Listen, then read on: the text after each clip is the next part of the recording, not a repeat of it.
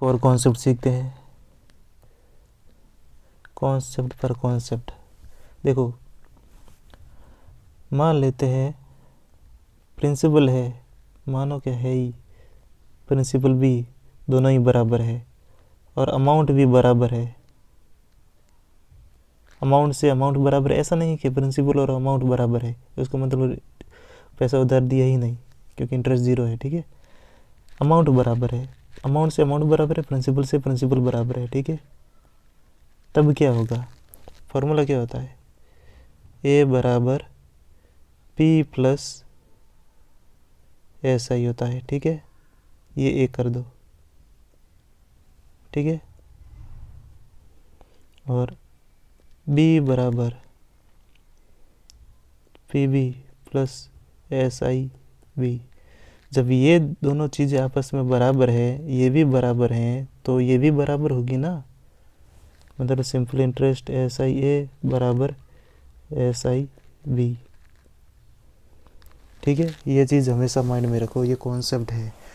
Examiner सीधा बोलेगा कि दो चीज़ें हैं जिसकी प्रिंसिपल है वो समान है, या फिर दो व्यक्तियों को समान पैसा दिया जाता है, दोनों की रेट है इस पर दी जाती है और दोनों को समय अलग अलग दिया जाता है। ठीक है, बाद में बोल दिया जाता है जब दोनों पैसा लौटाते हैं तो सेम अमाउंट में लौटाते हैं, या दोनों का जो ब्याज मिलता है वो सेम मिलता है। तो इस टाइप से किया जाता है क्वेश्चन। अभी क्वेश्चन देखोगे तो पता चल जाएगा कि मैं क्या कहना चाह रहा हूँ। अब देखो सवाल है, सवाल ये बोलता है कि किसी व्यक्ति ने दो इक्वल सम थे, यानी कि पैसा बराबर था, उसको एक को 6% पर उधार दिया, दूसरे को 10% पर उधार दिया। जब रिकवरी की बात आई तो पहले वाले ने दूसरे वाले से 2 साल बाद पैसा दिया, यानी कि दूसरे वाले ने 2 साल पहले पैसा दे दिया और फर्स्ट वाले ने दूसरे के 2 साल बाद पैसा दिया है, और दोनों ने अमाउंट दिया वो बराबर था। कितना था, 1105 रुपये। तो हमें दोनों का जो प्रिंसिपल है वो बताओ। ठीक है, तो हमें पता है जब प्रिंसिपल आपस में बराबर है, ए भी आपस में बराबर है, तो ऐसा भी तो बराबर होगा। प्रिंसिपल बराबर है, असिस्टेंट भी बराबर है, तो ऐसा ही सब इंस्पेक्टर भी तो बराबर ही होता है। ठीक है, तो सब इंस्पेक्टर का फॉर्मूला क्या होता है, रेट इनटू टाइम। कोई दिक्कत है नहीं, पहला का रेट कितना है 6 और टाइम कितना है 2 एक्स्ट्रा लेता है। ठीक है, बराबर हो जाएगा, नीचे 100 वर्ग कुछ नहीं लेंगे क्योंकि आपस में कट जाती है। ठीक है, दूसरे का रेट कितना है 10 है, टाइम कितना लेता है टी लेता है, तो ये कितना गया 6t + 12 इक्वल टू 10t। तो टी की वैल्यू कितनी आ रही है, टी की वैल्यू आ रही है 3 साल। ठीक है, कोई भी एक इक्वेशन सॉल्व कर दो, भले फर्स्ट वाला या सेकंड वाला। अब देखो टाइम इतना आ गया, तो ऐसा ही कितना आ गया, ऐसा ही कितना हो गया, रेट कितनी है 10 है, टाइम कितना आ गया 3, तो कितना आ गया 30%।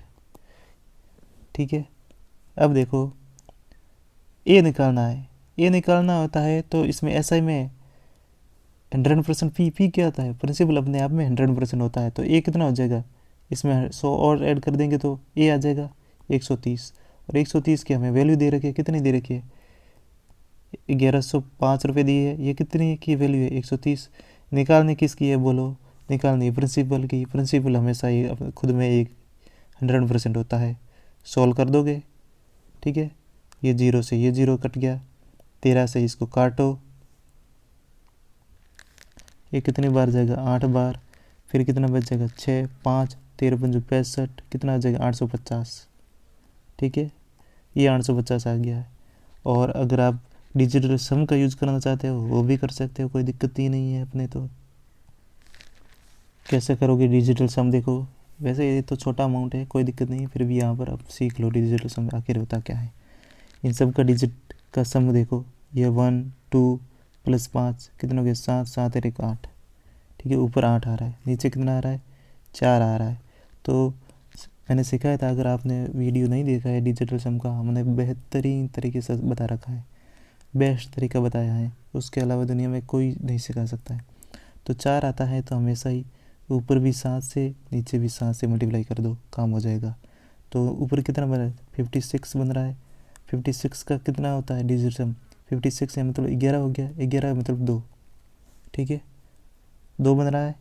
अब देखो अपना ऑप्शन क्या आ रहा था, 850 आ रहा था आंसर। इसका डिजिट सम देखो कितना आ रहा है, 8 और 5 13, 13 का ये क्या आ रहा है 4, अलग कैसे आ रहा है? कहीं गड़बड़ हुई है यहाँ पर, कहीं ना कहीं मिस्टेक हुई है।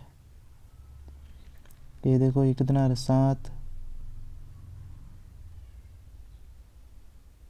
7 और इसका 8 आ गया और नीचे आ गया 4, 4 आ गया तो 7 से मल्टीप्लाई कर दिया, 56 आ रहा है 2। कहीं ना कहीं गड़बड़ आई है, बाकी ये इस टाइप से डिजिटल सम लगता है। अच्छा हाँ याद आ गया, ये 10 है, 10 का तो 10 को मल्टीप्लाई करोगे तो यहाँ 0 आ जाएगा, ठीक है। अब डिजिटल सम कितना आ रहा है 7 आ रहा है और नीचे कितना आ रहा है 4। अब उसको ऊपर से भी 7 से मल्टीप्लाई करो, नीचे भी 7, ये कितना आ रहा है 49 और 9 का हमेशा 9 को उड़ा दो 4 आ रहा है। अब देखो ये 4 आ गया है, ठीक है। यहाँ पर जो डिजिटल सम में मिस्टेक कहाँ हो रही थी देखो, ये 1105 था, मल्टीप्लाई में 100 था, ठीक है। नीचे कितना था 130, भले 0 से 0 काट दो कोई दिक्कत ही नहीं है। ये जो मल्टीप्लाई में होता है ना उसको डिजिटल सम में जोड़ा नहीं जाता है, आपस में मल्टीप्लाई किया जाता है। इन सबको जोड़ो कितना आ रहा है 7 मल्टीप्लाई 1 आएगा, ठीक है। अब नीचे कितना आएगा 4, ऊपर कितना आ जाएगा 7 मल्टीप्लाई 1 तो 7 ही आएगा। अब आएगा 4, अब इसको 7 से मल्टीप्लाई करो, ठीक है। बाकी प्रोसेस आप जानते हो। तो ये दिक्कत थी कि ये मल्टीप्लाई में होता है ना उसको हमेशा ही मल्टीप्लाई किया जाता है, तो मैंने इसको जोड़ दिया था।